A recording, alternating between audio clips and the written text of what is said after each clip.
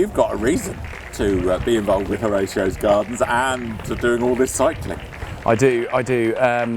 So 5 years ago, I was in a spinal unit down in Salisbury, and I was paraplegic, so paralysed from the chest down, and I got the full benefit of a Horatios Garden and exactly what that does for patients and family and friends, and the positive effect that can have on people's recovery, both mentally and physically. And it certainly, for me, had a massive, massive impact on my mental recovery. Well, and you're pretty much an inspiration then, because from being just sort of stuffed from your chest down, and now you're walking around and cycling for the cause, so you've obviously done quite well in your recovery.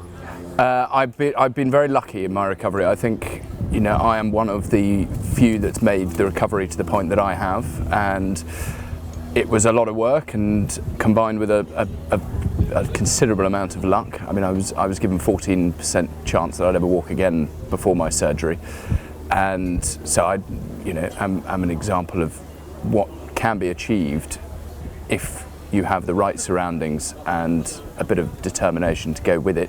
Not necessarily that everyone sadly can't recover to the same level, but with the gardens and the help that provides, that pushes you to a point where, and allows you the surroundings to get to a point of a new normality. And you, of all people, would be able to say, I mean, you're a second away from having to use these facilities. It doesn't take much, does it? It doesn't, no.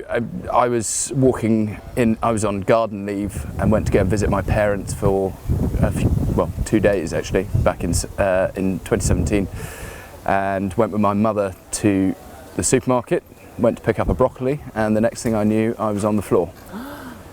And we always joke around at home, I spent 15 years playing rugby and it was a broccoli that got me in the end.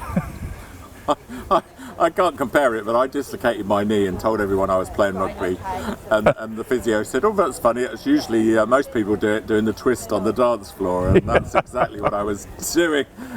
Were you tempted to make it a bit more sexier than broccoli? I did. I tried desperately to come up with a really good story, but actually, I just thought I might as well just go with it, because it's something which people can have a laugh at, and in looking back on, I laugh at the story of how it happened, because I can now, and I've come to terms with everything that happened and got through, and sort of moved forward with my life beyond. And I'm not 100% better. I still have bad days. I had my hip replaced last year as a result of what happened to my back. So there's, it's something you live with for the rest of your life. But I think you have to look at the positives. You have to laugh. You have to smile. Otherwise, it does get on top of you. And I revert back to it. The Horatios Garden allows you to do that. So much for a healthy 5 a day, isn't it? Yeah. Definitely keep to your 5 a day, but it's you never know what's coming round. So I always say now, is just do things you want to do and enjoy life, because as I experienced and many experience as well, it doesn't take much to change from one day to the next.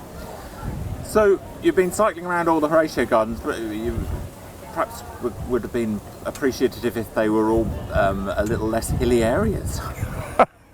Yes, I have to say, downhill I really like. It's great fun. The uphill I'm less keen on, but we've powered on, and everyone's been incredibly brave going up and down the hills. We've gone over the Pennines, we've gone up and down the Brecons, or Brecon Beacons.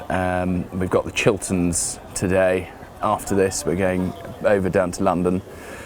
So there is quite a lot of climbing. I think we've averaged about 1,500 metres climbing a day on this trip. So yeah, the legs are quite tired. And raising money, of course, you wouldn't just do it for the love of it. I mean, where are we at with the Richter scale of money, do you think? So we set out, we had a long conversation at the beginning when we first came up with this slightly mad idea of cycling at the length and breadth of Britain, and we thought a good target would be £10,000 or £20,000, and we thought, you know what, let's go for it. Why don't we go for 50? And amazingly, 2 days ago, sitting on the top of the Brecons, Olivia Chappell looked and checked what we were on, and we had just surpassed 50,000. Went up to 55,000 in one felled swoop, and we're now sitting just shy of £60,000. And you know, the reason we're doing this is to raise money for the charity, to be able to provide more of these spaces and keep these spaces going for all the spinal patients. So the big one from us is just for people to keep donating, and we have our at Horatios Cycle page if you want to follow along, and we have our Just Giving page, which is also Horatios Cycle, to donate, and you know, every pound helps to keep these places going.